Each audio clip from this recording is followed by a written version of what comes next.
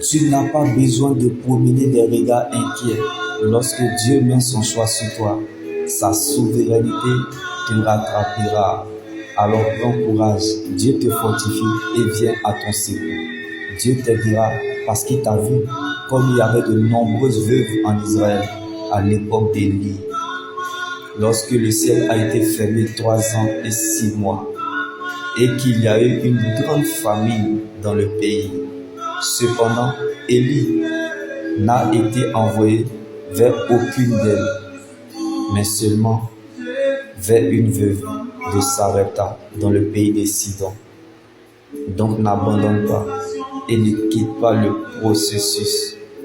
Comme il y avait de nombreux lépreux en Israël à l'époque d'Élisée, cependant, aucun d'eux n'a été purifié, mais seulement Naaman le Syrien.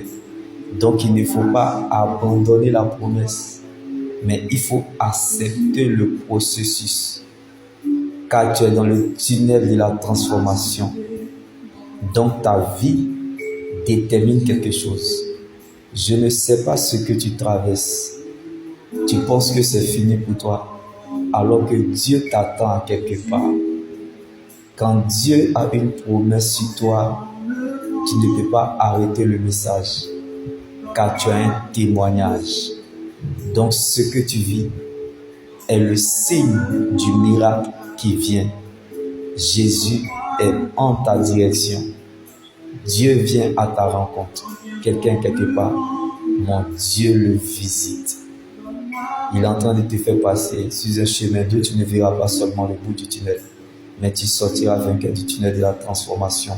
Alors accepte le brisement et laisse Dieu accomplir son œuvre dans ta vie.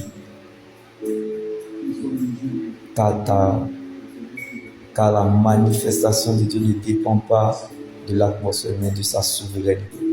Donc la souveraineté de Dieu est une réalité. Alors attache-toi à ce que tu crois, à la parole de Dieu. Ne baisse jamais les bras. Et tu verras dans le temps que Dieu veille sur ses promesses et agit avec sagesse. Donc, il va réagir, car tes combats dépendent de la valeur de ton étoile.